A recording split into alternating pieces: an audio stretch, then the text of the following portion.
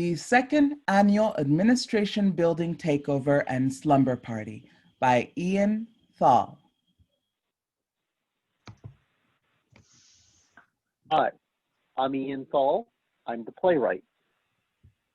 Hi, my name is Jacqueline. It rhymes like Zoom, and I'll be playing Meegz. Hello, I'm Robert Howard, and I will be playing Jonah. Hi, I'm Nancy Sommers, and I will be playing Linda. Hi, I'm Zammichieli, and I'll be playing Alec. I am Kanika Savoy, and I'll be your narrator. Carrying an archive box labeled The Brick, she places it down and opens it. It is filled with decades-old issues of a newspaper called The Brick. The good old brick. I'm a collector, not a hoarder, and too deliberate. As an archivist myself, endeavor always to archive everything, preserve for posterity. I know where everything is. I can find it all, eventually. Current mood? Excitable. My daughter Jude's like me. Her name ends with a Z. Born to my family, I made her myself. In school now, attending my alma mater. So now she's joined my tribe. So pardon my nostalgia. This rag I ran for a year or two. Split the difference and say for a year and a half. Pulls a specific issue from the box labeled The Brick. This was the special crisis issue. January 28th, 1990 something. Let us not utter that final digit for vanity's sake. Vanity mine. Morning. The lobby of the campus administration building. Meegz narrates the commotion around her. Sometime in the last decade of the 20th century, though I may be forced to be more forthcoming in the future, at present I shall not state the year. About 9 months before we published this particular issue on one of the smaller, less conventional campuses of the state university system, let us call it an alternative school, though they would never so brand it as such today. Branding is so important. A motley band of students occupied their school's administration building to protest a state legislature-created budget crisis. A collection of students, Jonah, Linda, and Alec among them. They carried backpacks and satchels filled with the things they thought they might need and empty of much of what they would need. Some had done this before, so they should have known better. At least, they knew to bring blankets and pillows. They planned to stay overnight. Meegz grabs some of her own materials and joins the others. Ooh. I was among them. The campus, a modernist dream, rendered in brick and reinforced concrete, had been built on a tract of land, once rural pastures, since been donated to the state. And during a time of economic prosperity and political vision, the governor willed these pastures be made into an institute of higher learning. The administration building was a repurposed estate house, which, along with stone fences and a family cemetery behind the museum, were remnants of that earlier history. This was decades ago. Today, the administration hunkers down in one of the newest buildings on campus. I'm not sure how to categorize it. Neo-modernist, re-modernist? Nothing as exciting as deconstructivism, neo-futurism, or structural expressionism. I'm no architectural critic, though I know someone who is. Yet I am certain that the new building is not well suited for the purposes we students were putting the old building to. What if things were to go sideways and riot police decide to storm the entrance? Not that this would happen. I know my school, but not my schools. It wasn't our first time doing this, and as experienced building occupiers, we knew to tape newsprint or craft paper over the glass so no one could peer in for a head count. Jonah Gringer, reporting for duty for the second annual administration building takeover. He speaks truthfully. His name is Jonah. At the time, he was one of the smartest kids I had ever met. Not so much as an adult. Also a lunatic. Then, yes. Now, not so much. I alluded to him earlier, for he is destined to dabble in architectural criticism. We shall consult with him later when he is all grown up. Are you sure it's the second annual? This is Linda, a lunatic now as then. I swear, a constant loon. I was here last year. So were you. I was also there the year before. Forgot to tell you my name. My friends call me Meegz, which, like the alphabet, ends with a Z, as does the name of my future daughter. What I want you to call me, I've not decided. Well, maybe there was an administration building takeover before the one we were in. Maybe. But eventually, seniors graduate, leaving their folklore either unchronicled, uncatalogued, or unread. Pending a literature search, Well, who has time for that, huh? let us tentatively call this event Administration Building Takeover X+2, with X being a number of hypothetically prior takeovers. Last year's would be Administration Building Takeover X+1. And X stands for extra, experimental, and X-rated. What I propose is that we solve for X. Historians might assign them all names in our posterity. Historians will name our posteriors. They can call mine Alice.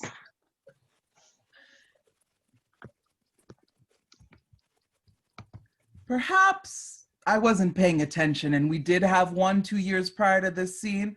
Perhaps our memories run together. Did I actually hear this exchange, or did I merely hear Jonah reenacted after the fact, playing both roles? Memory can only be so fidelious. Every time you revisit it, it changes. This is why we must always endeavor to archive everything, for sometimes memory and documentation contradict. Perhaps Jonah is correct, and a literature search is in order. Meegz returns to her archived boxes and the special crisis issue of The Brick. 9 months after this insurrection, these rude mechanicals are reenacting for you. I wrote this. The modern university was founded to further scholarship and innovation, to preserve culture, and to impart knowledge. Some opinion mongers and pundits will claim that this mission is endangered by professors pandering to students' rising Philistinism. But at this juncture, the real threat is the growth of administrative power. Once, administration's role was to facilitate the university's mission. Today, we are forced to ask if the university's mission became facilitating an ever-expanding administration. Speaking of mechanicals, this was the method we used in the Bricks office on a production night. We would print the editorial content out in columns and tape them into a long strip. Then, with a razor, we would cut the strip in the appropriate places, and using a glue stick, we would then affix these smaller strips to a paperboard called the mechanical. Next, we would add clip art and use a little blue pencil mark where the photographs and illustrations were to be placed. The mechanical would then be sent to a printer to be photographed and transferred to newsprint, in a process by which the lines left by the light blue pencil would not be reproduced. When the mechanicals were returned to us, we stored them in an archive room, really a closet and the offices of the Brick. I have no idea if the archive has been preserved, or if so, where it may be found, or the condition it may be found in.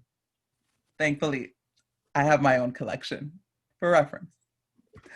Our process was already on the verge of technological obsolescence, but it was joyfully tactile. If I show this to the kid when she comes home for break, will she think mom's paper-based technology is cool, or will she think it's just old? Allow me to re-enter this mise-en-scène playing out in the past. Didn't expect it to be that easy. We asked them to leave and they left. They have practice from last year. This guy my younger self is standing next to, I was so sexy back then, even if I hadn't washed my hair in a week as usual, dressed like a ragamuffin. Oh yes, I still have it. Anyway, this guy peering through the windows between gaps in the paper is Alec. Note the militant activist chic army plus clothing. Whose army? Doesn't matter. Do they even have army surplus clothing stores anymore, or have they been replaced by militia-style fashion boutiques? This button represents some fuzzy ideological sentiment, and that badge recalls some obscure lost cause. I expect that Alec probably forgot half of the things they represent, assuming he ever knew. In my nostalgia for our youth, I realized that we were already nostalgic for another generation's struggles. If we had studied history, we might have been horrified by some of our predecessors.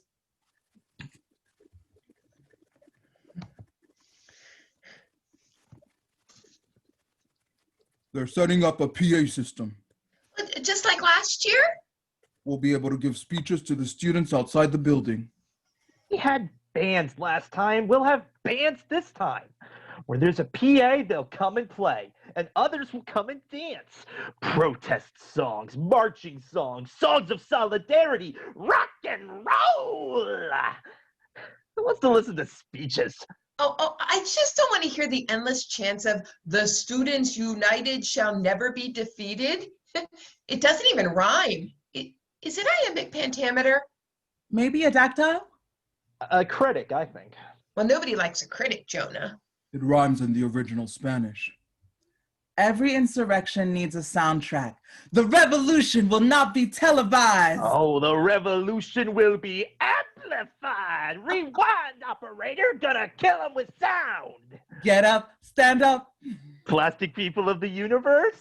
The universe? What's that? The universe? It comes from the Latin. No. The band you just mentioned. Ah, they're Czech. I don't know Czech, and so even if I had a translation, I can't say if it's better in the original Czech. But their fans overthrew the government. Whose government?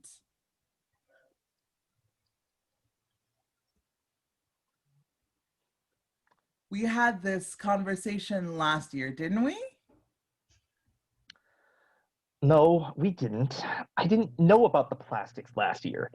It was the Czechoslovakian communists their fans overthrew. I didn't mean that you and I had this exact conversation last time, just that we had this sort of conversation last time. A better world's in birth. We're in college. This conversation is our daily chat. The lyrics make more sense in the original French. Well, I thought you said they were Czech. I meant l'International. Oh, we're so proud of our little Jonah. He's become such a hipster since his freshman year. A polyglot hipster. Oh, wait. Forget the playlist. Look! Drums, trombones, saxophones, flutes glistening in the morning sun. It's an ad hoc brass band. Goddess bless the music department. Jonah, may I have a word with you? Sure. What's up, Doc? Alec. You've done this sort of thing before, haven't you? I was the first inside the building last year. Did we get what we wanted? Our most important demands? Yes. We prevented the proposed tuition increase and faculty retrenchments.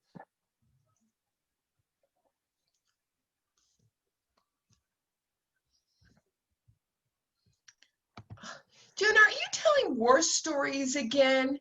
Alec is not going to be impressed by them. Oh, that's me, a veteran of the barricades. If only we gave out Purple Hearts. Purple Hearts? What happened? Wait, you're telling another war story? Yes, he is. I've heard it before. And you will hear a version of it soon enough. Nothing really. I forgot to stay hydrated, became delirious, and had to be taken out on a stretcher. Jesus.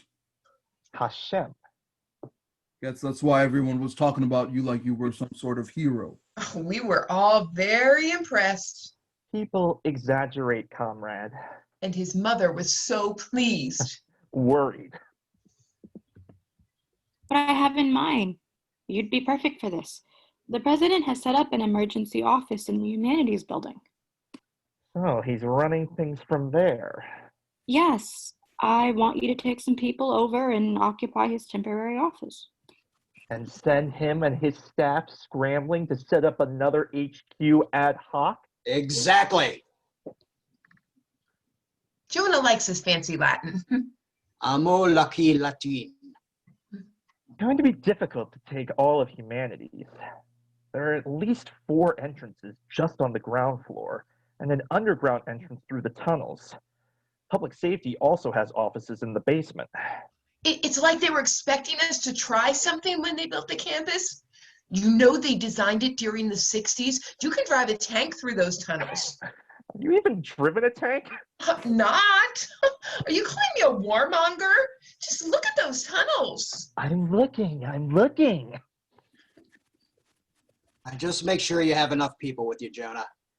Okay, I'm in. But what happens if the administration sets up an emergency office in the social sciences building? Take over that one too, I guess.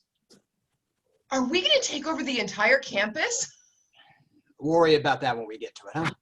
I'm worried right now, and so is Jonah's mother. Well, taking over administration buildings is what I do. I'm rock and roll personified. Oh, but what if they've already called in the National Guard? I didn't last year. Why would they do it this year? Well, drink something before you leave. They have water fountains in humanities. Linda, do you want to come with? Hell not. If the National Guard's already there, they're going to be guarding the president's new office. I don't want to get shot. No one's getting shot. No one's getting shot. Oh, you're going to get shot. Bam, bam, bam, bam. Yeah. No one got shot, and no one called the National Guard. Meegz, how long do you think this will last? Depends on how long it takes to reach an agreement that allows an administration to keep face. Oh, or for us to be arrested or shot. This is the only building you can't enter through the tunnels. Or can they? Jonah's a tunnel rat and knows where all the entrances and exits are, but now he's gone. What if there's a secret tunnel? Some student might go down into the basement, look for wine casks or buried bodies. Wine casks or buried bodies? Where did you get that idea? Oh, the macabre in American literature with Professor Sheehan. Professor Sheehan told you that there were wine casks and corpses buried in the basement of the administration building? No, but like the class makes you think there could be. Okay. If there was a tunnel in the cellars of this building, don't you think Jonah would have left that way? It might be a tunnel so secret that Jonah doesn't know about it. What if somebody who took the macabre in American literature goes down there and riot cops start pouring out of the tunnels? They might be down there already. The last occupation only lasted a few days. No one got arrested. No one wants to arrest us unless we do something really stupid, like smash up the place. Oh, but Mom, you never let us vandalize anything. You're saying that you want to go down into the cellar and look for bodies and wine? Yes, Mom. Try not to get arrested down there. Oh, yes, Mom. Alec, I was thinking... Yes? You seem to have a good head for this sort of thing. There will be filing for student senate elections in a few weeks. You should consider running once this is all over. Aren't you running? running? No, I need to work on graduating next year. Oh, please run for president, Mom. I want to be first daughter. I am not running for president. And please stop calling me Mom. Oh, you're breaking my heart. Why do you hurt me so? I'm going to get drunk and brick myself up in the basement.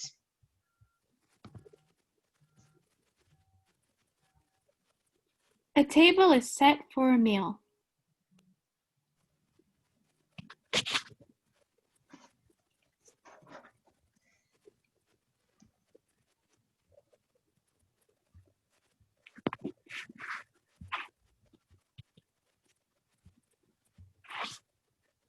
Once I became interested in this oral history project, I rang up Jonah. I wanted to get his perspective on tunnels, brutalist architecture, and that dehydration experience that we keep mentioning. We eventually met up. Was it for lunch, dinner, coffee, wine? Pardon me, it was a few months ago. I can check my notes. I'm sure Jonah remembers. So if I can't find my notes, I can just ask him. Sorry that we haven't done this more often. Left to my own devices, I can be something of a recluse. It's all good. I have bouts of reclusiveness. Symptom, soliloquies. Speaking of devices, is that the latest for recording? The transcribes too. Ooh. So, Jude is following in our footsteps. If you mean attending the school, yes. If you mean that she has my feet or we have the same shoe size, also yes. Looks under the table.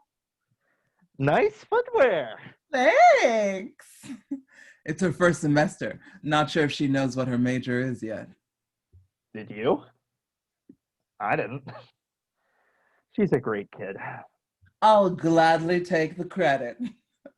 One moment, I'm imagining myself attending school alongside her, the same age she is now. The next, I'm imagining her attending school as one of our friends back in the day. Your daughter, the time traveler. Then, less fancifully, I wonder if she's attending lectures in the same classrooms that I did. If she's Undoubtedly. if she's making friends, smoking weed, or sleeping over in the same dorm rooms I did, or if her favorite out-of-the-way hangout was the same as mine. Oh, so many to choose from. The tunnels, X-Lab, the roof of the library, was the treehouse in the woods. I wonder if it's still there. The treehouse? Probably not. Probably reclaimed by the woods. So, nostalgia and an empty nest. That's the origin story for this oral history project? They were heady times. Yes. Subjectively, it was an ecstatic moment we experienced together. Looking behind every unlocked door of administration building and imagining how the rooms were used before the house was acquired by the state. Like a haunted house? More like a palace from the 1001 Nights. But that might just be me. Soon after we entered the building, there were only a dozen of us at first. Other students poured in, and soon the internal politics were dominated by debates over whether or not we should broaden our demands beyond the economic and administrative issues of budgets, retrenchment, and tuition. Yes, I remember that. Curriculum-related demands. There were legitimate grievances about society in general. Problems that have not yet gone away and seem to be even more on the forefront. Sexism, racism, heteronormativity, and a few to which we had not yet given much thought, but none of which we knew how to redress in the context of a budget crisis. I still don't know. There always seemed to be a faction that wanted to dictate the ideological content of classes. I suspect you remember in greater detail than you're saying. You're just being cagey. It was a long time ago. I don't remember who said it, what was said, how it was said, whether it was in that particular meeting or some other time. Collectively, we perceived ourselves as having struck a blow against authority. So we were looking to attack any other authority. And you were offended by that impulse? Instead of preserving access to education, They were attacking the concept of liberal arts education. They wanted to dictate the curricula of different classes, the makeup of departments. It was a revolutionary streak, but an authoritarian revolution they wanted. This idea that as a bunch of kids, we would claim the right to dictate to scholars what was ideologically acceptable or unacceptable to teach. So you're not naming names? I support this oral history project. But to accuse a specific someone of having authoritarian tendencies based on one or two sentences vaguely remembered? Part of me suspects that it was just a matter of students trying to come up with a noble excuse to not read Plato, Darwin, or Freud. Did you have those scruples then? Entirely possible that I responded by calling someone a fascist or a Stalinist. You remember better than you suggest. I refuse to incriminate myself. Oh. Even if by chance they deserve to be called a fascist or a Stalinist, I hope that they no longer deserve so. Yes. Now, there was one thing you didn't write about in your email. What did I leave out? Your martyrdom. The martyr I am. I'm talking to you. This isn't the afterlife, is it? No. I meant the day you dehydrated and had to be taken out on a stretcher. I'm not the kid who wants to be the center of attention anymore. Not sure you ever were that kid, but you were young and awkward. Maybe more awkward than most. You've grown up. Questionable. I'll stop calling you a martyr. Martyrdom cults frighten me. I might have said it once in jest. Someone else repeated it and repeated it incessantly. Anything I can do, she can do. Meta, she can do anything meta than me. And she did do it meta than you, didn't she? That she did. What's your version? I was running on adrenaline. I speak of adrenaline as a metaphor for my psychic state. I had no knowledge of my body chemistry and what it may have been at the time. In some ways, you haven't changed. Thank you. In short, I was high on rebellion and had barely slept. If I may generalize, there was an anxious anticipation of what could happen at any moment.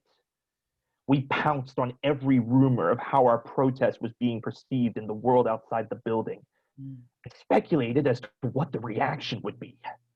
So, fueled by paranoia, every rumor inspired a body of speculative interpretation that in turn fueled the next cycle of rumors. There was even a group searching for secret tunnel entrances in the basement so they could blockade it. I seem to recall that. They didn't even find it in Amontillado. What's that? A sherry. Also a literary illusion. The macabre in American literature? Yes. This was the circumstance in which I forgot to maintain my fluid intake, which can send a body into shock. So, when did you know something had gone wrong? Afternoon of the second day. We had been in the building for 30 hours or so. I had been annoyed with the ideological tub thumping in the dining room and wandered up to a second floor room filled with all locked file cabinets. The room by the fire escape. I know the room. We kept someone posted there at all times since it was an entrance. I spent some time up there. It was Felix's watch. I walked in and found myself slumping against the wall. I didn't know Felix well, but he always seemed like a sweet guy. Exactly the person you want there when you've absent-mindedly traumatized your body. No idea what happened to him after graduation. Maybe he changed his name, or maybe he's just smart enough to stay off social media. Felix asked me to describe my symptoms, has me lay down on the carpet, send someone to notify the EMTs. Then he talks me through what I would later understand to be a guided meditation. I was looking straight up at the ceiling, with my attention following Felix's voice. My perception of space had become altered, distorted. So when the EMTs entered my field of vision, my brain created a fiction that they had come in through the fire escape. But that makes no sense, does it? No, it doesn't. We must have let them in through the front entrance. Huh. Brains create narratives, even implausible narratives, because that's what they've evolved to do. The EMTs asked the same battery of questions Felix had asked me, and determined that I needed medical attention. So they strapped me to a gurney and carried me out. I don't remember how, but I probably was taken down the stairs and out the front entrance. There was some chaos owing to the paranoia you described. Halt, uninformed person! Uniformed person! By what authority are you carrying Comrade Gringer on a stretcher? Is this an abduction?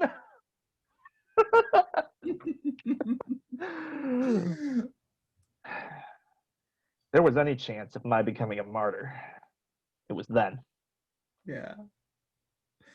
Do you recall anything else? Between the front door and the ambulance in the driveway, there must have been 100 or more students on either side of us cheering. Impulsively, I raised my fist into the air and shouted, "Don't give up the fight!" And they just cheered louder.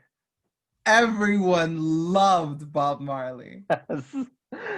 I was strapped in, so no getting up or standing up for me. It was a powerful image.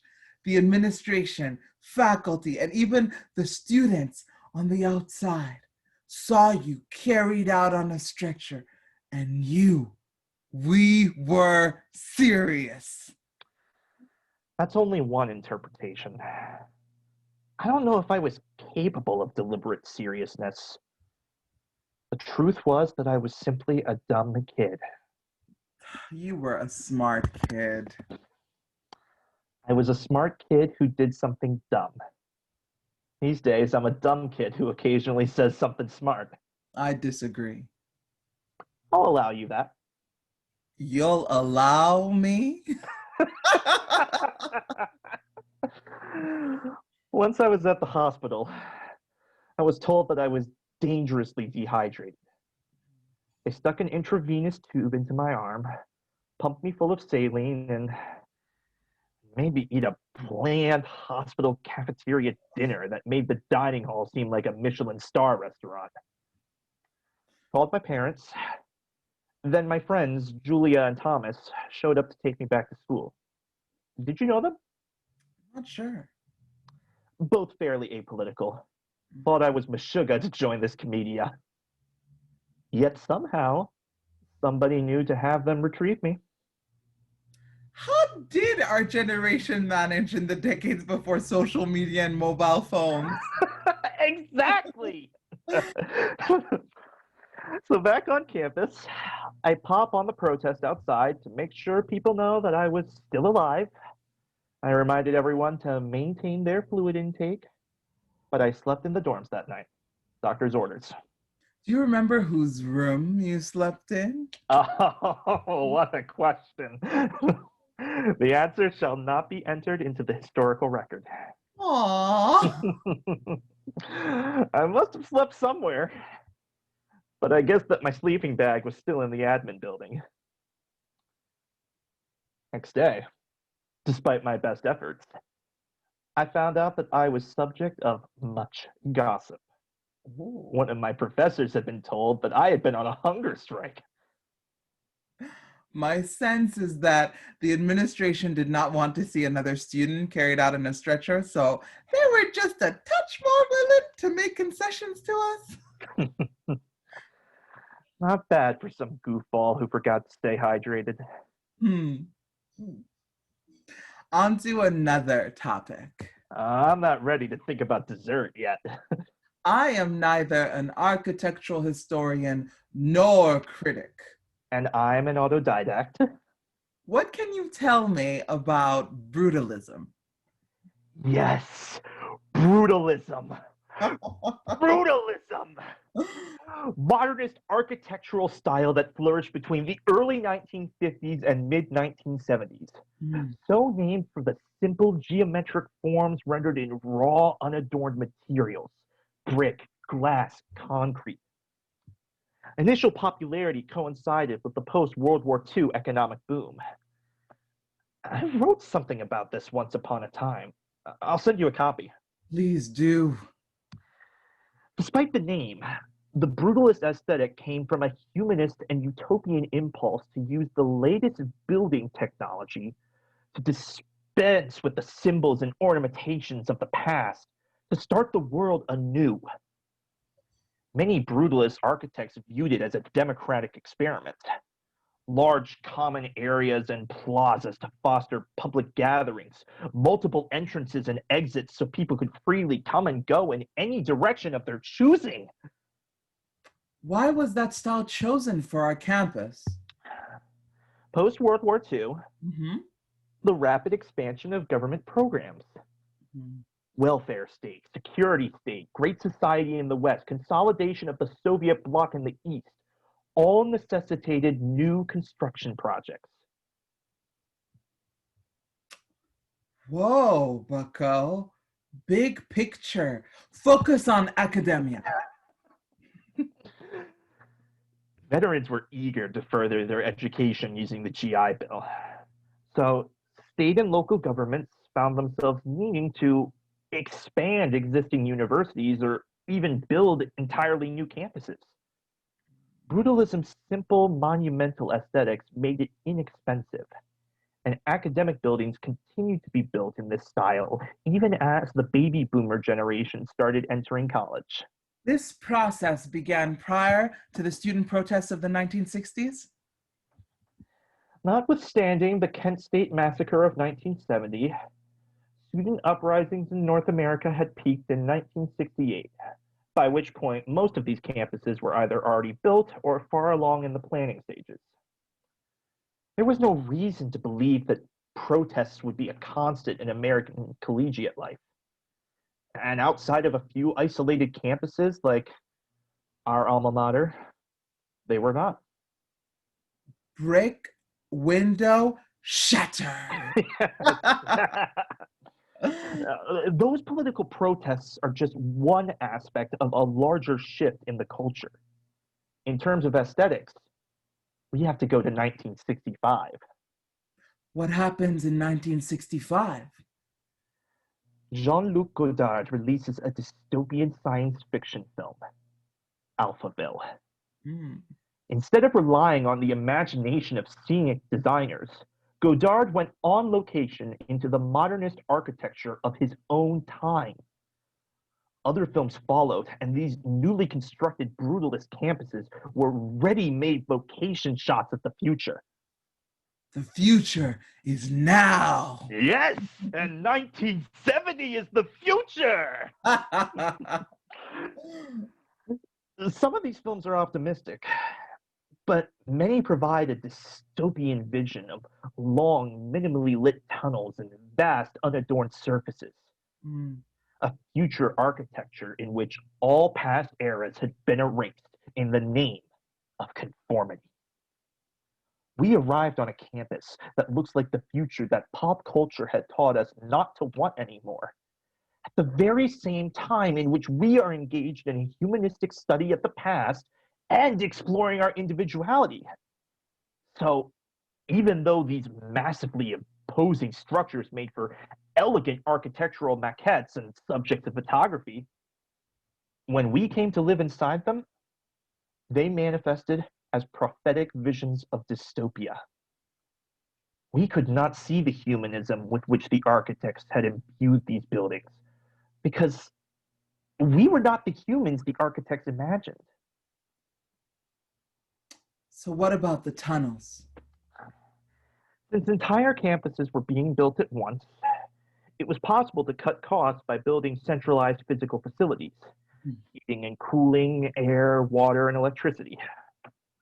Consequently, they could be connected with a subterranean tunnel network one could drive maintenance and delivery vehicles through. Huh. As students, though, we could use them for getting around in inclement weather. Also fun for cycling, skating, psychedelic explorations, graffiti, pop-up art exhibits, and other unofficial happenings. But these were paranoid times, enhanced by our consumption of film, comic books, and conspiracy theories. So we imagined secret bunkers from which armored vehicles were to emerge if the history students were to call a strike. You're saying that there's an economic history underlying the architecture? Yes, there's always an economic history underlying the architectural history. How does this feed into why we were protesting in that exact moment in time? An excellent question. Thank you. Thank you. I came up with it myself. After the baby boom came Generation X, X marks the spot. Our generation. aka the 20-nothings. We are a much smaller demographic group than the boomers, so there were fewer tuition-paying students. Meanwhile, there's a resurgence of political conservatism, meaning a declining interest in affordable quality education. Legislatures cut taxes, tuitions rise, construction slows, maintenance ceases, faculty wages don't keep pace with cost of living, the tenure system begins to erode, and eventually, we're camped out in one of the few structures on campus that wasn't built in the brutalist style. Because we were once romantics. Are you flirting with me? I haven't decided whether you and I are friends yet, so it's none of your business whether or not I was flirting with Jonah. I don't even know if it's any of Jonah's business whether or not I was flirting with him. I did, however, invite the weirdo for dinner a few weeks later. He brought a literary illusion. I mean, a wine. I mean, a sherry. I mean, an amontillado. I mean, a literary illusion. I pulled out the archive box and we did a dramatic reading of the minutes from the meeting we discussed at our previous dinner. Or was it lunch? Revolutions in Western thought must be purged from the curriculum. More thought from the East. Oh, from the North, from the South, from the up, from the down. Do we even have enough professors qualified to teach Eastern thought? Oh, hire the Eastern thinkers, fire the Western thinkers. This protest is to save our departments from retrenchment. How are we going to get faculty support if we're demanding they be purged? Why do we have to read the Bible in class? It's an oppressive document. This isn't church. It's part of the Western canon. Everything we read references it. It's a Middle Eastern text. If you're against it, you're racist and an anti-Semite. What about Plato? Another dead white dude. Greek, so he's a dead olive dude. Also, probably gay. Why do we have to read Shakespeare? We had him in high school. Boring. But I'm a theater major. The HMS Beagle was a ship in the Royal Navy, so Charles Darwin's voyage was a project of British imperialism. We have to take the stand against the imperialist ideology of evolution. So you don't believe in science? I don't believe in imperialism. I demand anti-imperialist science. Our professors must sign a pledge to be anti-imperialist. And anti-capitalist. And anti-patriarchal. And anti-statist. But we go to a state school. Sigmund Freud, a man with a cigar talking about penises and dreams and incest. I don't want to study penises in college. Why can't we study vaginas? Why can't we dream about vaginas? Why are you writing this down? Are you a cop? Are you a spy? Do you work for the FBI? Don't write that down! We don't want them to know we're on to them. Stalinist! Fascist! Stop writing that down. Respectfully submitted to whomever is running this mess. Meegz again picks up her copy of the special emergency issue.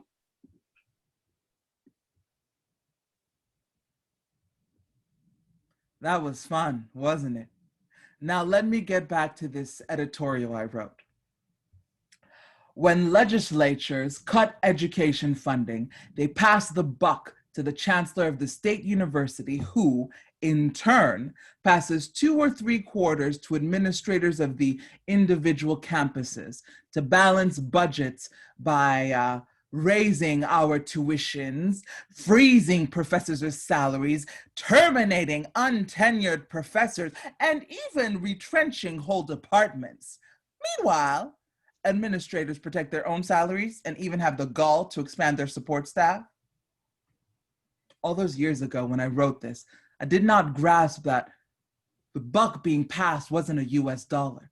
If it was, then the legislature would be taking the buck from the chancellor, who in turn would be covering the shortfall by collecting coins from the campuses. But that makes no economic sense. I have since learned that passing the buck comes from the French bouc émissaire, which translates as scapegoat. The buck stops with the person who gets the blame. That is Jonah level pedantry. Maybe I'll stop him next time I see him.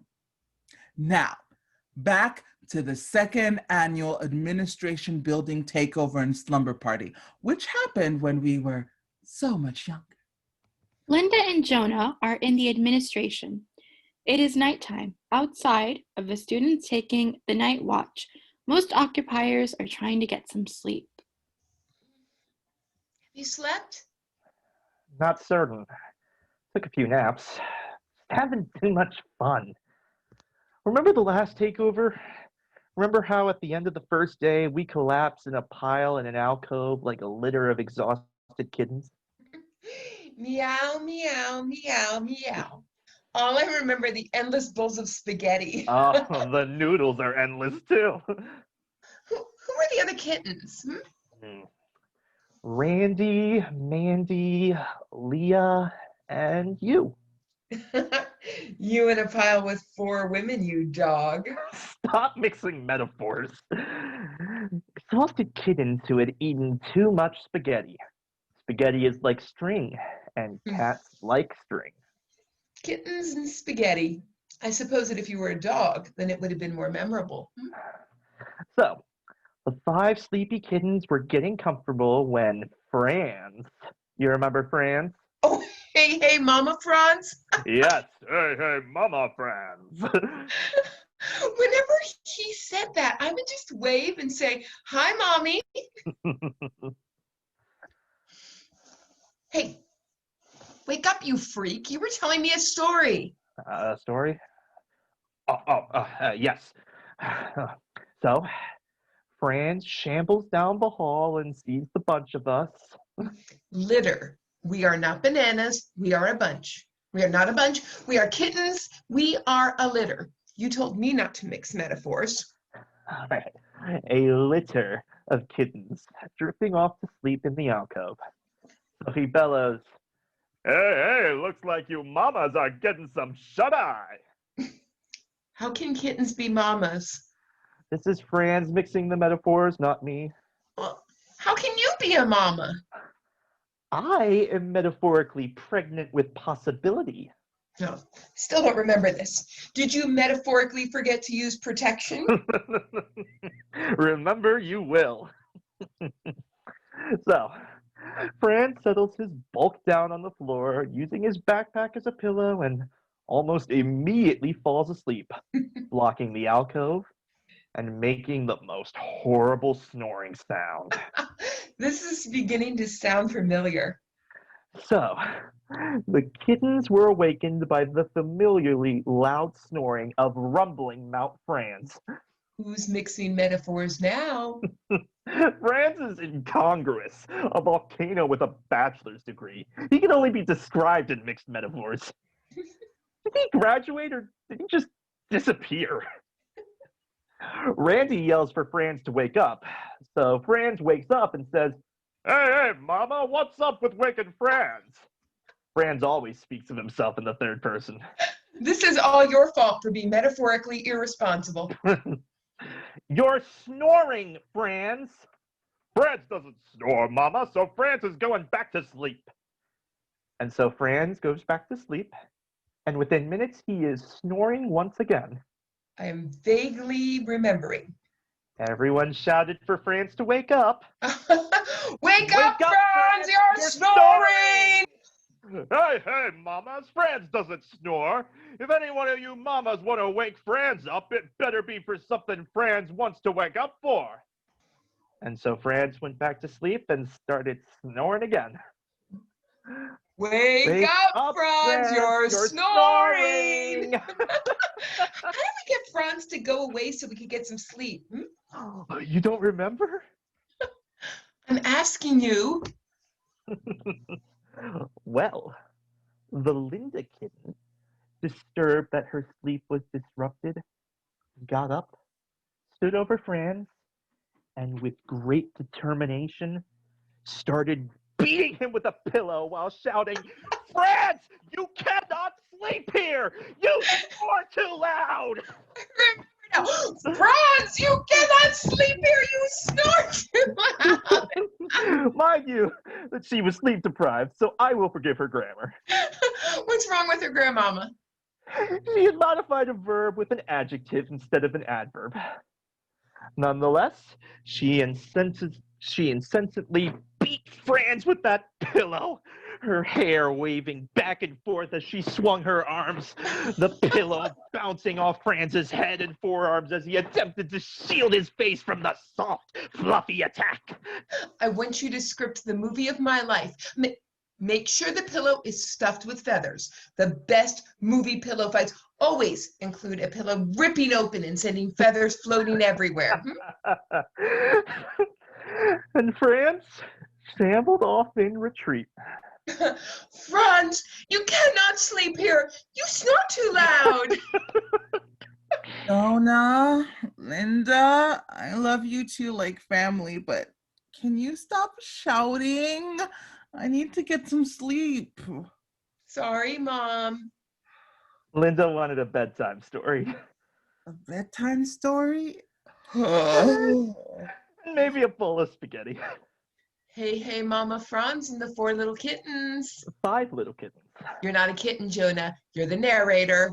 An unreliable narrator I am, for I am a character in the story. You can't trust a thing a kitten tells you. Tell her the story. I'm the heroine. You're on heroin? No, I'm the shero. You're a sandwich, which is better in the original Greek.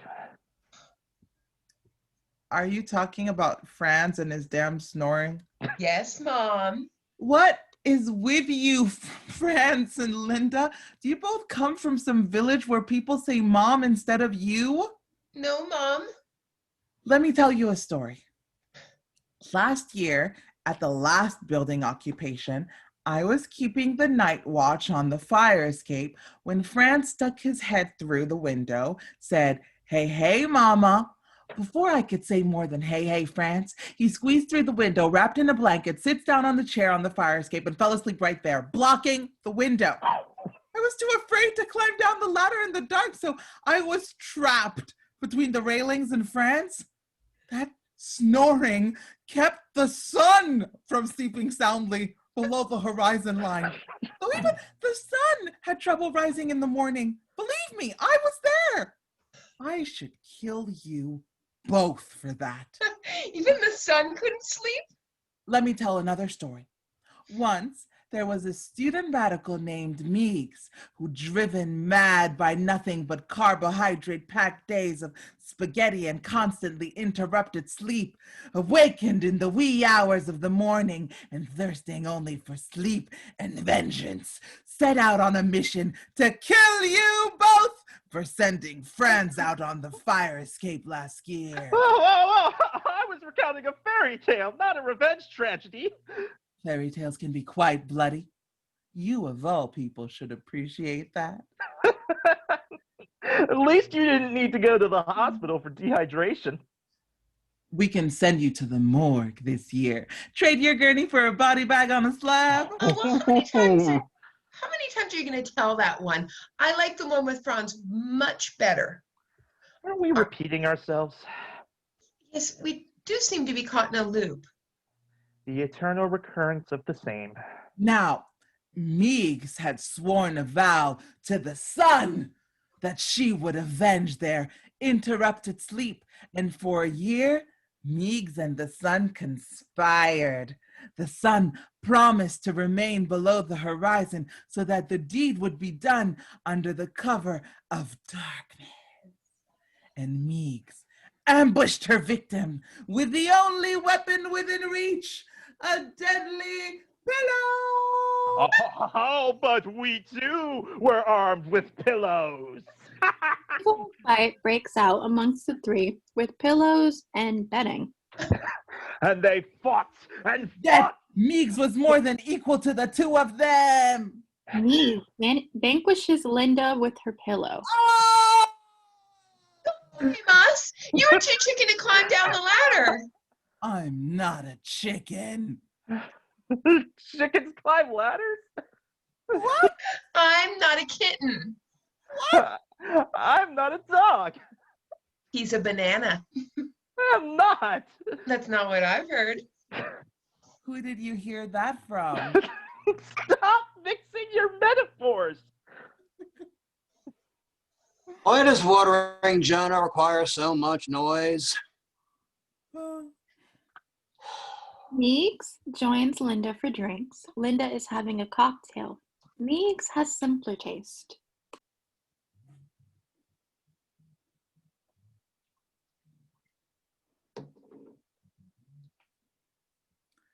Linda and I got in touch over social media. She invited me out for drinks.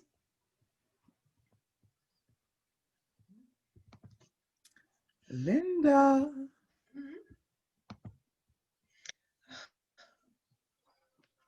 You look great, Meegz. I miss the old school. Have you been back on campus recently? I attended a reunion. I forget when. I lose count of years. I'm terrible at counting. I think you were there. It was a while ago.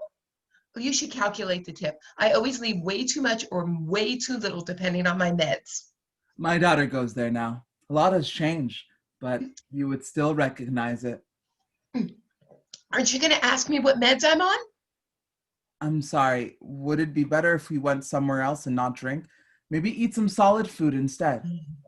Liquids are good for now. I'm working on an oral history project about those times we occupied the administration building. Those were fun. They all blur together for me. I don't remember how many times we did it. It seems like we were always doing it, about to do it, or we had just done it, except that we were doing other things. I should have majored in it. What were we protesting again? There was a war going on, was there? Budget crisis. There wasn't a war that particular year. If I ever needed to pin something down to a specific semester, I would ask Jonah. Do you remember him, Jonah Gringer? I bump into him every now and then. Reconnected recently at a wedding, and we met for lunch for a few weeks later. It was a dinner. He's helped me a bit with my research. Still weird, but he's mellowed out a bit. Don't you think the way he tells the story that he makes himself out to be a hero? He's outgrown that. I don't speak to him anymore. No idea if he's happy or sad. Maybe he's experienced depression. I don't know. That's too bad he and I don't talk because I think I can get him something for that. He seemed fine when I last saw him. Is there something you need to unload? So, plenty, but I provide a friend and family discount. Just window shopping. Did he mention if he's still angry with me? I moved in with him when he was in grad school, and I might have stiffed him on the rent. I don't recall him mentioning you at all, which I suppose is odd because I remember the two of you being buddies. Also, the utilities. I might have stolen some of his comic books too, and some music. And now he's some sort of screwed up public intellectual. He has these new friends who are all a little smarter than him, but they let him write stuff in their magazines. I think those new friends are called colleagues and editors. We were young then, and we've all changed over the years. No, I haven't changed. I'm just the same. My daughter Jude's, she reminds me a little of him when we were all around her age. The way her mind draws association fascinates me. I'm looking forward to see how this year will change her. Really? You mean that you and Jonah? What? Me and Jonah what? Uh-huh. If it's supposed to be a secret, I won't tell anyone. Am I the first one to figure it out? I didn't suggest anything that needed figuring out. No, please. You said that your daughter is so much like him. How many years have you been keeping it secret? I didn't suggest anything worth figuring out. I was only using Jonah as an example since you remember what he was like back then. But you said your daughter is so much like him. How many years have you been keeping it a secret? Only using Jonah as an example. Oh, well, was it a rendezvous at someone else's wedding or an after-lunch siesta? Have you shown him your archive box? Has he left anything in your archive box? Linda. I heard stories about something happening on the president's desk during the occupation. How many years ago was that? I'm bad at math. Does he know? Does she know? Unfortunately, I am sufficiently vain about my age that I was reluctant to tell her how bad her math was. This conversation has become weirdly inappropriate. Weirdly inappropriate. I should put that on my business card. What did you say your business is again? Oh, that would be telling. So, what do you remember about the takeovers? What I remember is that in between building occupations, new people I didn't recognize would show up on campus. Do you mean new students? We got new students every year, every semester. New students with funny shaped heads? Yes, I think schools are required to admit new students, even if they have funny shaped heads. New students asking questions and taking notes? Students were asking questions and taking notes? How strange. Students who work for the SCP Foundation? SCP is fictitious. My daughter writes fanfic. More like documentation. How do you know your daughter isn't one of them? How do you know that she's your daughter? Do you even know how gestation or childbirth works? Oh, they have technology we don't even understand. What about the men in black? Are you or have you ever been an extraterrestrial? Well, metaphorically speaking.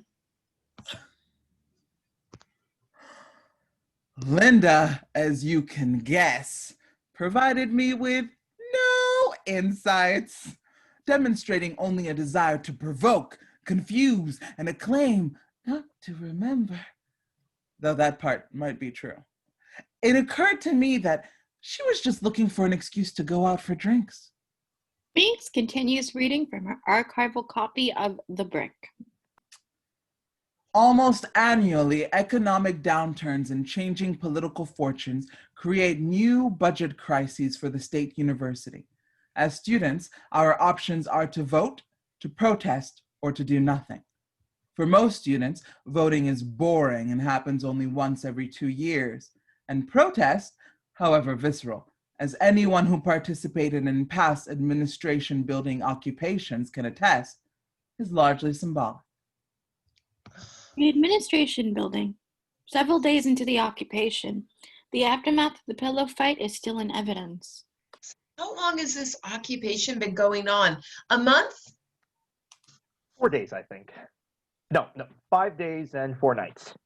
It seems like longer. Do you think it will end soon?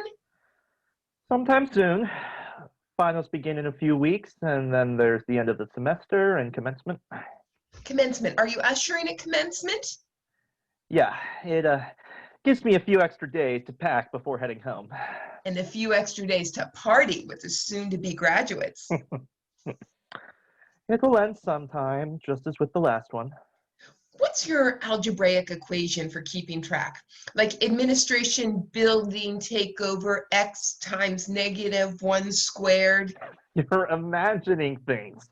It's administration building takeover x plus 2. Oh, I'm bad at math. Alternately, the second administration building takeover that Linda and Jonah remember. I don't even remember this one. It's settled into a regular normalcy. I haven't even missed a class. You're just trying to make me feel guilty. Do you normally skip classes? Doesn't everybody?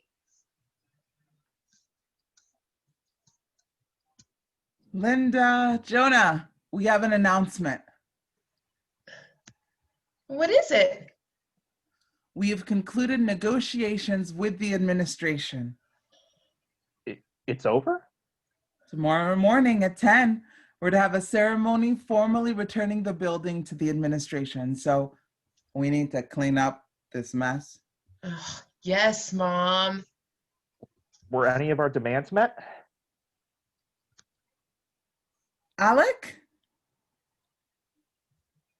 Well, we came to an agreement on principles.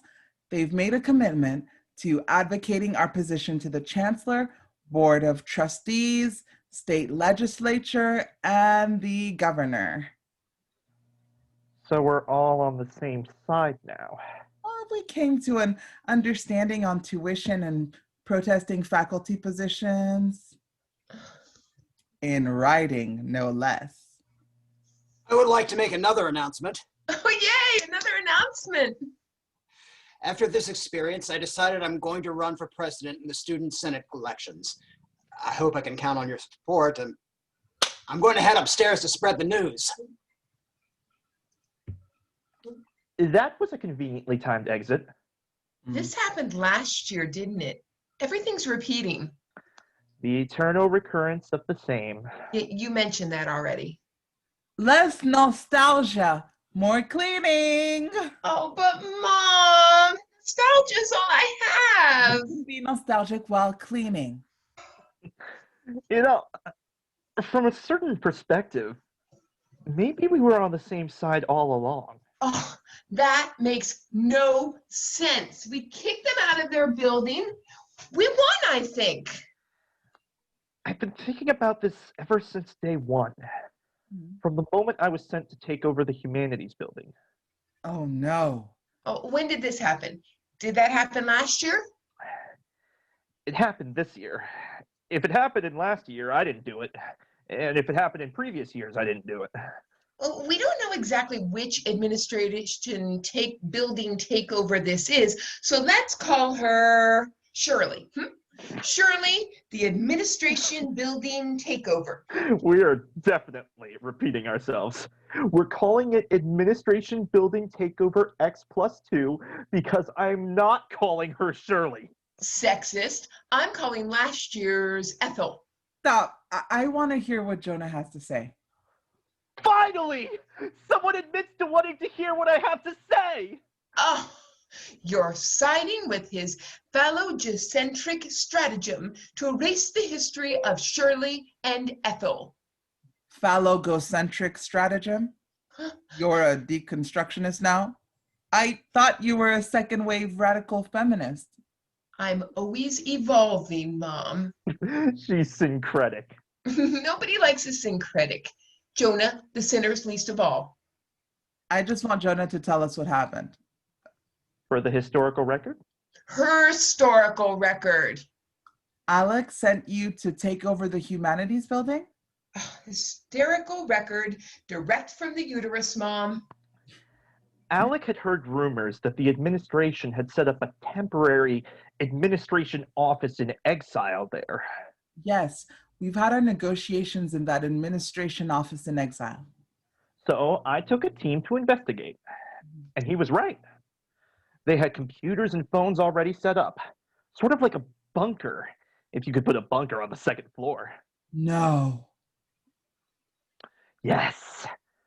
So I asked the president to vacate the premises and that we were taking over that building as well. No. Oh, I would have loved to see his face. We had a parlay. It was very interesting. You had a parlay with the president? Yes, a parlay. When foes exchange words under a flag of truce. I know what a parlay is, but you were never on the negotiation team. Parlays are delicious. Did you bring the flag or did he have one in his bunker to lend you? What I'm saying is that maybe we're not enemies, but that we play opposing parts of a greater whole. Well, how is that not being an enemy? What did he tell you? I was a little surprised by what he told me. Basically, he needed us here in the administration building while he was in turn negotiating with the chancellor's office. What? He wanted us in his office? No. Yes! And as I was speaking to him, I had this epiphany. I was like Prince Arjuna on the eve of battle. What? The Bhagavad Gita. It's better in the original Sanskrit, I'm told. Jonah's gonna ad-lib a treatise on some obscure 1970s prog rock concept album that he discovered at the Vinyl Solution? That's so great. We can just light up a spliff and he can spin it for us. The Bhagavad Gita is not a 1970s prog rock concept album. It's an episode from the great Hindu epic, the Mahabharata. Thank you. I read it in a seminar. My parents were hippies, and for 3 or 4 years in the 1970s, they decided we were going to follow an Americanized version of Hinduism. Oh, does this mean Jonah is your dad? Linda is not totally off base. There were at least a few 1970s prog rock albums inspired by the Gita. Oh, I love being not totally off base. So why don't you stop being so pretentious and tell us what happened? Oh, Mom, if Jonah's your dad, does this make him my grandpa? Stop being a freak! I'm not your mom! But you didn't say that Jonah is not your dad. Oh my God, my family is so messed up. No wonder I spent Thanksgiving with those other people. The president represents the school administration. So to us, he's the personification of the authority against which we shape. So we blame him for budget cuts and tuition hikes. But why would he want the budget cut or the tuition hike? That does him no good. He needs us here, occupying the administration building, sleeping under his desk. Having sex on his desk? You did? With who? With whom? Confidentiality is a virtue. Clean it up by tomorrow morning. You hear me? Anyway, he needed us having sex on his desk because then he can make his case to the chancellor, to the legislature, and to the governor that balancing the state budget on the back of the state university is unacceptable. Is that a new pickup line? Hey, baby, let's do it on the president's desk to stop tuition hikes. Oh, stop it. You're embarrassing him. You're the one who should be embarrassed. I will neither confirm nor deny suggestions that I am party to anyone having sex on the president's desk. I will also neither confirm nor deny if I watched other people who were party to having sex on the president's desk, Oh. or if it was really hot, which if it did happen, it was so hot. You're embarrassing him. It's the only way to shut him up. First, you ask him to tell a story, and then you want him to shut up? I love you, Linda, but you're nuts. I want to hear what he has to say first. But it's not a story about me. The sex is hypothetical. I don't know if he actually wants anyone having sex on his desk. Well, I think you underestimate the prurient interest of a college administrator. Before he was appointed president, he was a professor of comparative literature. Professor of comparative literature. That's code word for pervert. Have you seen the books that they assign? You are so naive, Jonah. Okay. Suppose that he is into that. You don't choose your libido. Your libido chooses you. The point is that he needed us occupying the building to help dramatize the situation when he talks to his superiors. You weren't supposed to be there. Stop, you're embarrassing him. At no point have I claimed to have had sex on the president's desk. You shouldn't have been in the humanities building. I have classes in that building. Alec shouldn't have sent you to take over the building. I know. We have to keep up appearances, whether or not they match the facts. It occurred to me that his staff must have known we were going to occupy the administration building days in advance. They were prepared. They let us take over. So, how did they know? You aren't supposed to know? Meegz knows something. You knew all along that the administration knew that we were planning an occupation. They had a hand in it. I wouldn't say that they had a hand in it. What would you say? Who swears to secrecy, then you can tell us. Talk, or we're going to seek you out every night for the remainder of the semester to reenact the story of Franz. You shall sleep no more. Franz does murder sleep. Okay.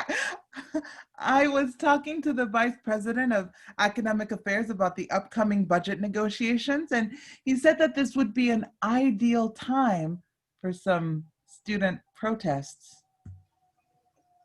So you started putting feelers around to see who was in. Different administrators were dropping feelers with various student activists over a couple of weeks. I was not the only one they spoke to. Because we're considered the most radical student body within the state university system. Simply injecting the idea into our discussions increases the likelihood that we take the dramatic step of occupying the administration building as we did it last year. Bingo! What's his name, oh? So we were conned into this. I feel used now. You had a hypothetical sex party on president's desk and you feel used? We're not walking out of this building with none of our demands met. Maintaining your moral purity isn't going to pay some other students' tuition come fall semester. Meegz does have a point, and you can't claim sainthood. Well, I refuse to be judged by your patriarchal moral code. Jonah, I know you aren't going to keep your little adventure in the humanities building secret forever. Are we going to induct him into our secret society, Mom? Our sisterhood is powerful, and we'd be making men's her story if we let him join. Alec already asked me not to tell anyone. But as the occupation is about to end, it really can't hurt if I say what I know now. Just keep it under your hat until next semester. Promise? Promise. So, we're forgiven? For having sex on the president's desk? Yes. For Franz? No. But I didn't! Oh, deny it all you want, monkey boy. I can't believe you'd want to keep that secret. Monkey boy? Was the administration in on last year's takeover? Last year, I think we took them by surprise. They were only expecting a sit-in, so I don't think so. But they surrendered because in the end, they just saw it as working to their advantage. I wonder why the administration didn't put a feeler on me. Hi, I'm Jonah. I was the hero of last year's building occupation. Worship me. I don't talk like that. Firstly, nobody put a feeler on you because you have no patience for attending the sorts of meetings that would have made administrators consider you a serious person. Secondly, you would have had an epiphany and felt the need to share it with everyone who would listen. Yes, the Hegelian Aufgehoben, the Heraclitean flux, the unity of opposites. Yin and yang. Ladies and gentlemen, girls and boys, He's getting all gender normative on us. young and old, good and evil, unity and dichotomy. Here comes the epiphany, counting 5, 4, 3, 2. 1. Listening not to me, but to the Logos. It is wise to agree that all things are one. I'm not listening to you. Somebody say it! All things are one. No! No? It was better in the original Greek. You can shut up now. Older Meegz and Alec converse by telephone.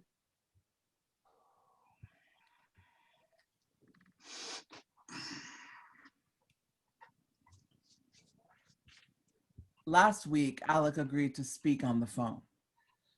So you want to talk about an oral history project? Yes, on the administration building takeovers and everything subsequent. Interesting. Well, I don't know how many details I can remember. What's it for?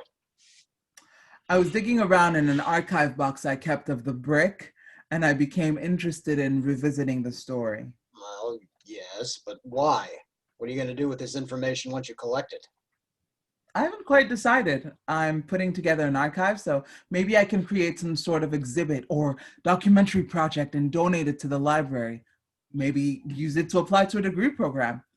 Right now, it's just a nostalgia trip. Well, I can spare a few minutes. You want to record this, I expect, if you aren't already. Yes, thank you. How did you get involved? Well, the budget crisis was something that affected everyone. There was an opportunity and a desire for direct action. Thought I could provide some organizational focus. Why did you believe that you were that person? Well, to be candid, most of our peers were a bit too erratic to focus on deliverable goals.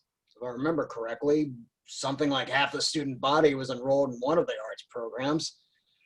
Not necessarily the people equipped to lead negotiation.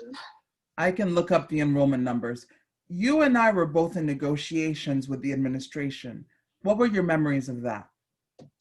Well, starting on the second or third day, we regularly met with the president and the various vice presidents and deputies and ombuds, delivering our positions, listening to their counter positions. I think I kept a journal of the negotiations. No idea where it is. I would appreciate taking a look at it if you find it. I recall we would meet with one in the morning and another in the afternoon.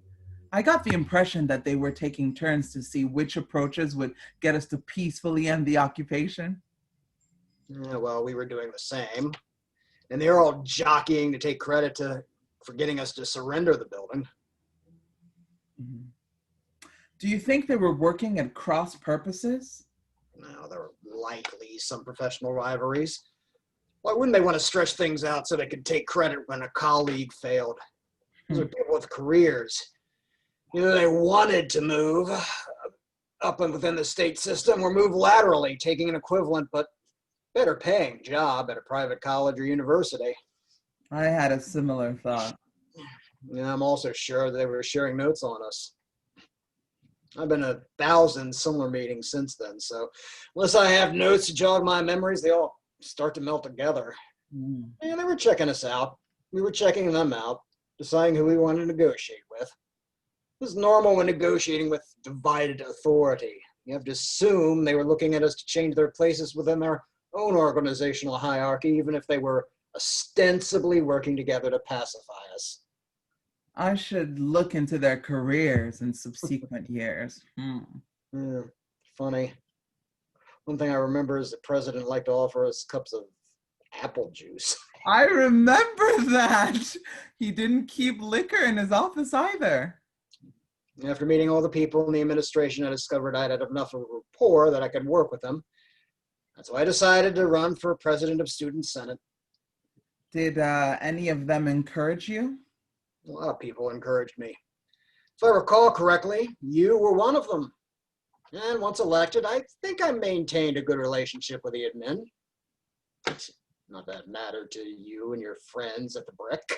I didn't call on you to settle scores about something that happened decades ago. No offense, but if I may speak off the record, I'm going to ask you to stop recording, so if you please. Of course.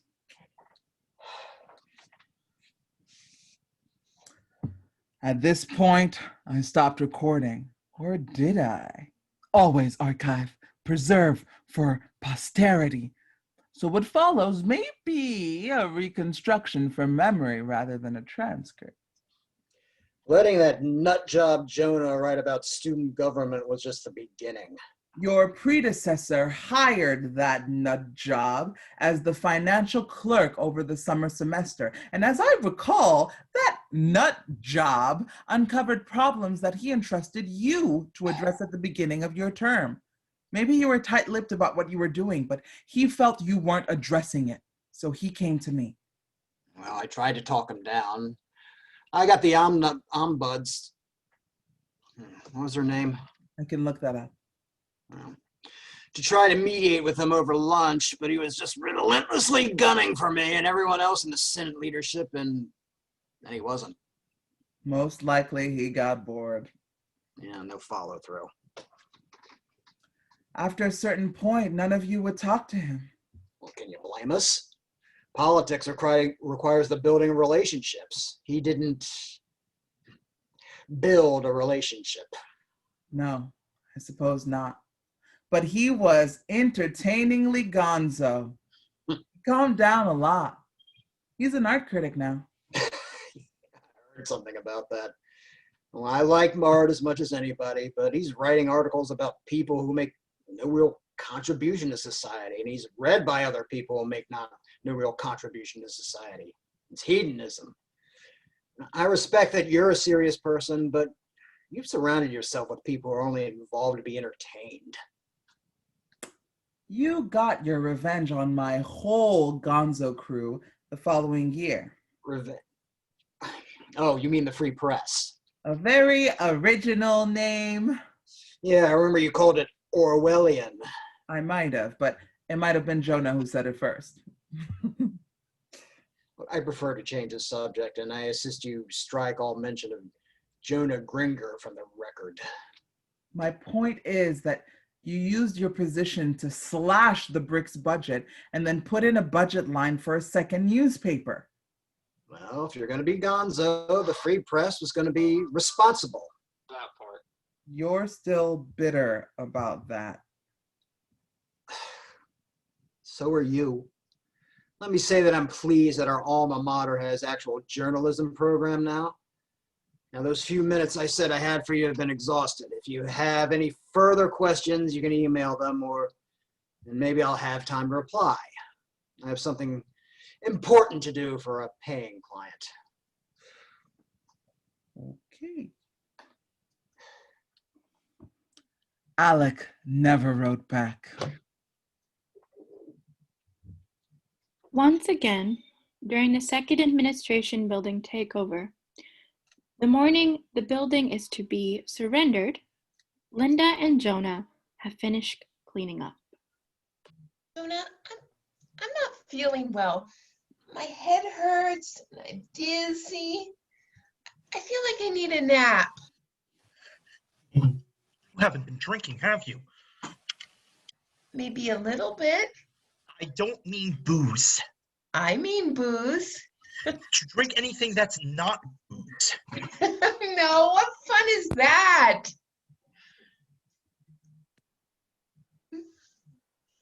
Are you thirsty?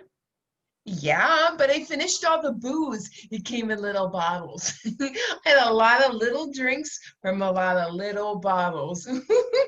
Boom.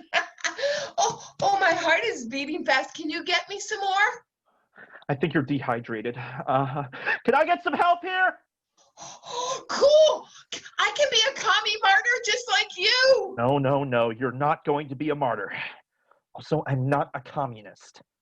Now lay down. I'm with you. What's wrong with Linda? Mom!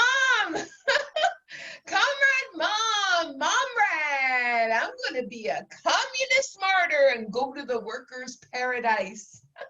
I think Linda is dehydrated. Get her some juice or some water and call the ambulance. I'm on it. Close your eyes and listen to my voice. You can sit up when your juice comes. Yay, juice, by which you mean more booze, No, I mean juice. Booze. No booze. Just relax. I went through this and Felix was there for me.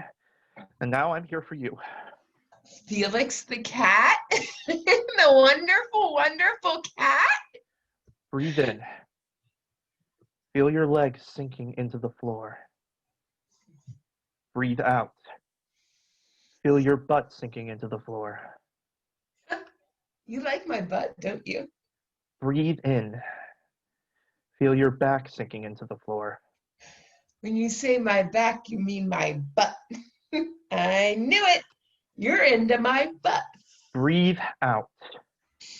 Feel your arms sinking into the floor. My butt is awesome. Her name is Alice. Let's just think about your breathing. We can discuss your butt when you're feeling better. You want to talk about my butt when I'm feeling better? Breathe in. Feel your head sinking into the floor. Breathe out. Just sink deeper into the floor. Feel the floor supporting you. How's your head? It still hurts, but now I'm imagining you and Felix wearing tuxedos. Meegz just got you something to drink. Is Mom wearing a tuxedo? Did she bring me a martini? I have never seen you drink a martini.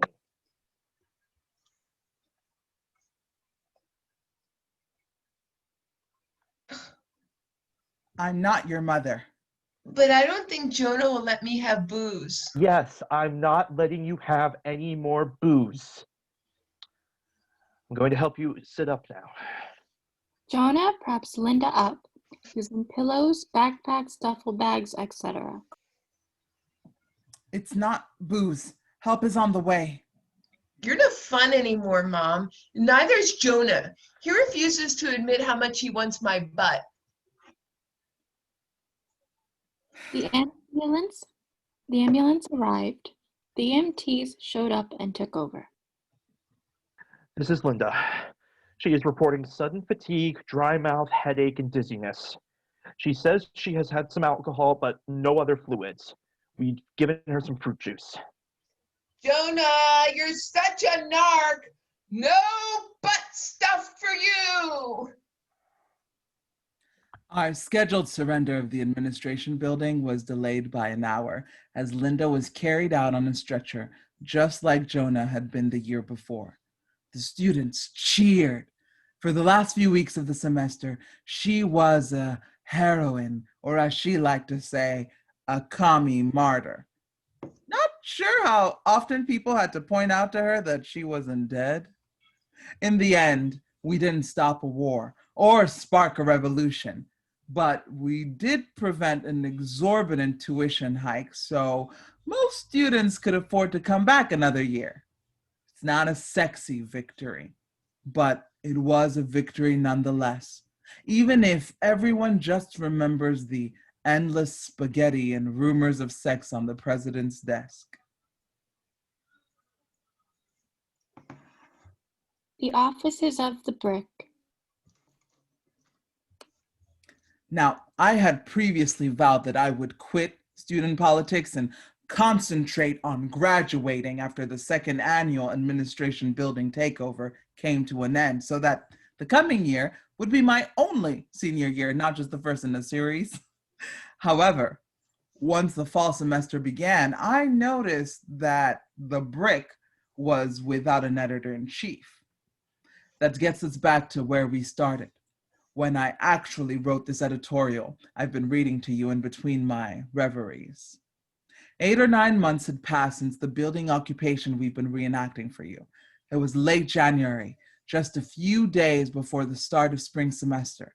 There was a small number of incoming students going through orientation and a smaller number of returning students there to orient them. The sorts of students who ask questions and take notes.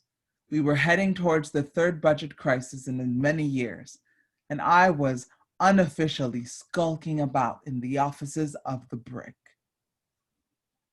Meegz reads more from her editorial. The time for symbolism is past. Occupying a building or staging a sit-in because we did it last year or 2 years ago, or because another group of students did it a decade or two ago, is nothing more than a rehearsed ritual. Administrators and elected officials know what to expect. Some of them may have played the same roles when they were our age. But doing nothing does nothing. We need a new strategy.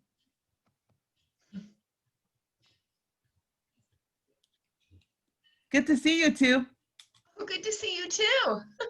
Middle of winter and working orientation, welcoming incoming students, showing some school spirits.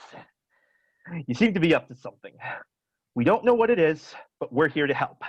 Whatever. Anything to shorten the winter break with my family by a few days, that's my cover story, because you're my real family. That's so sweet. What do you mean, cover story? Looking for spies, Mom. Spies? I'm a spy hunter. There may be infiltrators hiding among the incoming students that our little naive Jonah is here to welcome. But I can be just as welcoming as Jonah and seduce those spies to our side. So, something happened over the break? While we were too busy with our final exams and term papers to notice, the administration proposed next year's budget, and so right as our grades were being mailed out, the professors' union threatened a no-confidence vote against the president. So are we going to have a third annual administration building takeover? Oh, X+3! That's right. Last year was Shirley. This one can be Shirley's younger sister.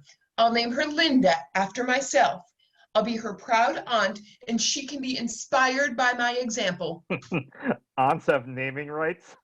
It's not a right, it's a privilege, and one I take seriously. It comes with many great responsibilities. If you please. Is anyone planning anything yet? Not yet. None of the usual suspects, present company excluded, are due to be back on campus for a couple of days. Springtime's the best time for insurrection. No fun frolicking around an occupied building when the ground is frozen. Thank you, Mr. Voice of Experience. So, last year, the Vice President of Academic Affairs got brownie points for negotiating our surrender of the building. The president got the budget he wanted for the school, and the chancellor ended up looking like he had been forced to negotiate with college president who had been cooped up or co-opted by a bunch of hippies and queers. 3 cheers for hippies and queers.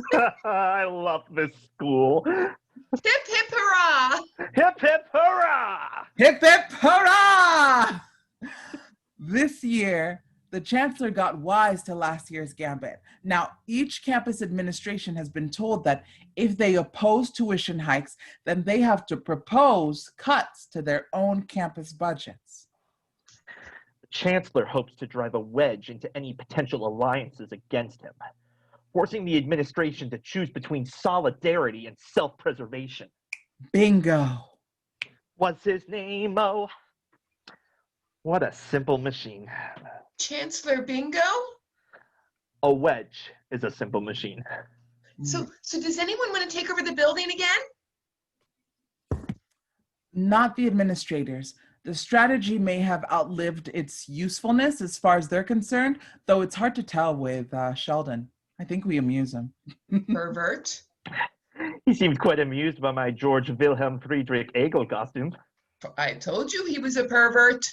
Maybe we should think about what we want to do.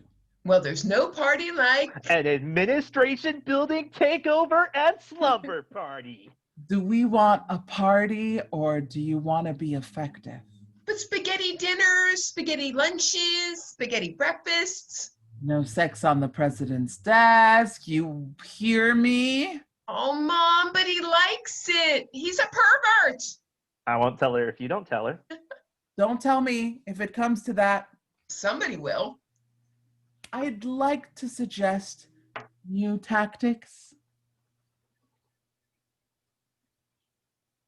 They're cutting the economics and mathematics departments? Well, it's not like there are a lot of econ and math majors at an art school. We're not an art school. We're a liberal arts school. Econ and math are as important as music and dance. People we're dealing with here have an ability to outmaneuver disgruntled students as part of their job description. Maybe we do need to be a little wiser about this. Students divided will always be defeated. I hate that chant. Is there even a language it rhymes in? What do you say we propose an alternative budget? Do we have to keep economics and math? Drawing an alternative budget requires econ and math? Oh, I hate math. That's why I let my nieces, Ethel, Shirley, and Linda Jr. do it for me. What I noticed here is that you can pay the salaries of roughly 4.5 tenure-track junior faculty members on a college vice president's annual salary. That makes Meegz a grandmother. I am not your mom, and I'm not the grandmother of your imaginary nieces. I can't believe you would disown your own flesh and blood. Imaginary flesh and blood. It looks like there's a budget line for a vice president of development, and the post has been empty for 2 years. Why is this post even in the budget? Because they want to hire someone for the position next year. So they're laying off professors because they might hire a vice president? Mm-hmm. I take it that the administration isn't taking any cuts. Hence the threat of a no confidence vote? So, we cut the non-existent vice president of development from the budget. We can save the economics department. Good thought. Now, how do we save the mathematics department? Must we? What if we instead let them cut the math departments at other schools as well?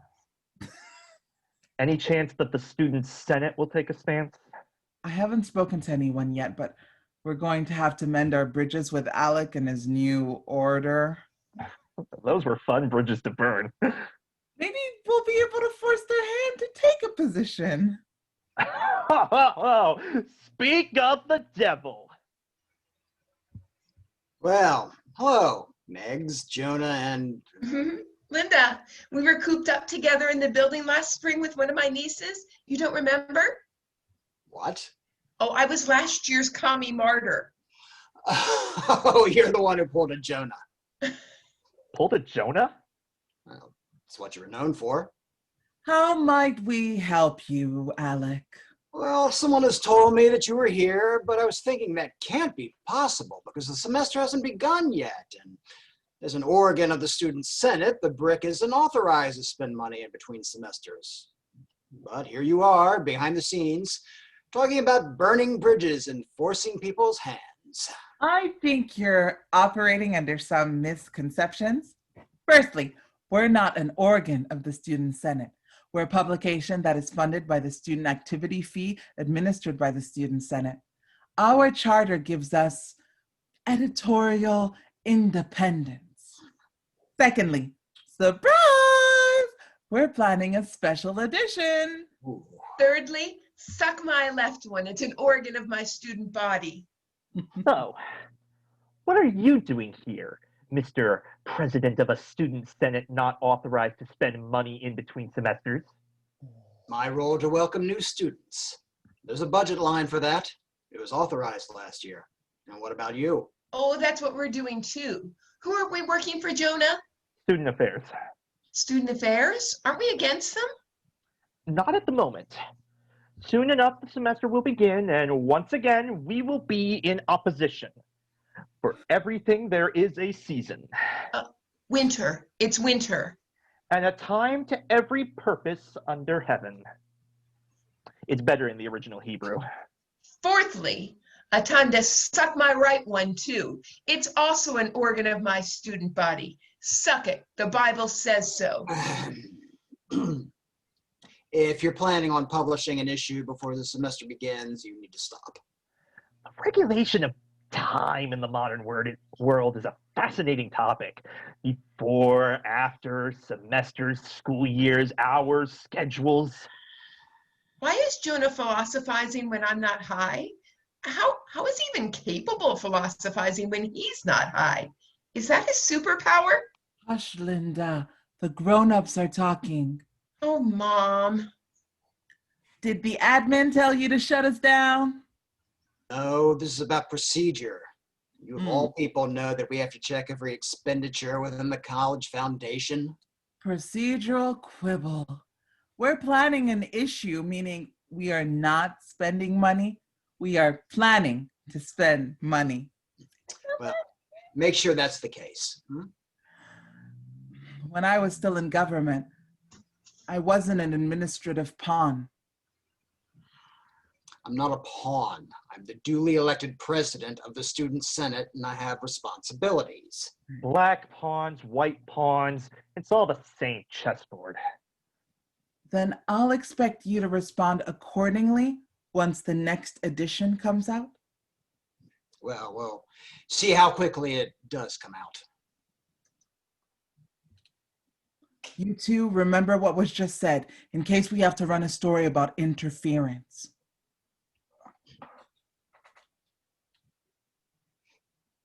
We did run a story about Alec's attempt at interference. This emergency edition of The Brick lays bare the damage that the administration would do and proposes an alternative budget that preserves the mission of the university to educate, to innovate, and to discover. Jonah, before I lay this out, would you proofread it for me? Of course.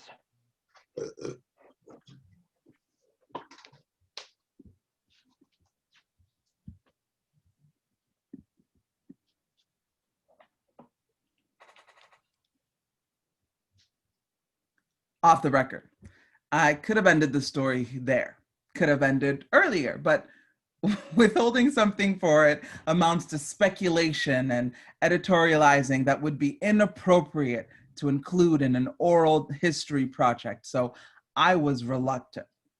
But I'll tell you, you may find it amusing. That evening I met Linda for drinks. I began to feel increasingly uninhibited on account of the alcohol. I was also finding her increasingly obnoxious, and soon I found myself thinking of cruel thoughts that even my younger self had the wisdom to keep to herself. So, Linda, do you remember the last day of the second building occupation? That was the day of my commie martyrdom. You're still alive, and we weren't communists. Whatever. Everyone saw me carried out on a stretcher, and the administration saw we were serious and gave in to our demands. That's not what happened. No? No, not at all. We had already reached an agreement with the administration. All that happened was that delayed the surrender of the building until almost lunchtime because the EMTs had to carry you out. Are you sure? I think it was the next day. I remember lifting my fist in the air and we were all singing a Bob Marley song together. No, that was Jonah the year before. Are you sure? whatever. It wasn't so bad. Just the little bottles of vodka, a couple bags of saline, and I was our beloved revolutionary sweetheart. Linda. Maybe I'm a little drunk. Do you want to take this somewhere else? And maybe you're a little obnoxious. Oh, do go on. I had this thought way back then about your so-called martyrdom, but kept it to myself. Thinking about what could have been? I've kept it to myself for years, Linda. Oh, I knew it was fate. It's fate, right? Jonah got a lot of notoriety when he was carried out on that stretcher. Bechdel test. No, we're talking about men, even if he's your baby daddy. I never said that he was. Oh, you didn't say he wasn't. Your secret is safe with me, Meegz. You're going to think what you want to think, but I'm thinking that maybe you wanted a share of Jonah's notoriety. Much ado about notoriety. So I ask myself, who gets up first thing in the morning and gulps down enough alcohol that her body goes into shock? We were just about to surrender the building, and this was your last chance to get attention. Linda rose from the table, took a swig from her glass, and then she threw her drink at me. Unfriended. Blocked. I'm telling everyone. Linda stiffed me on the bill. I suppose I can let you call me Meegz, which, like the alphabet, ends with a Z.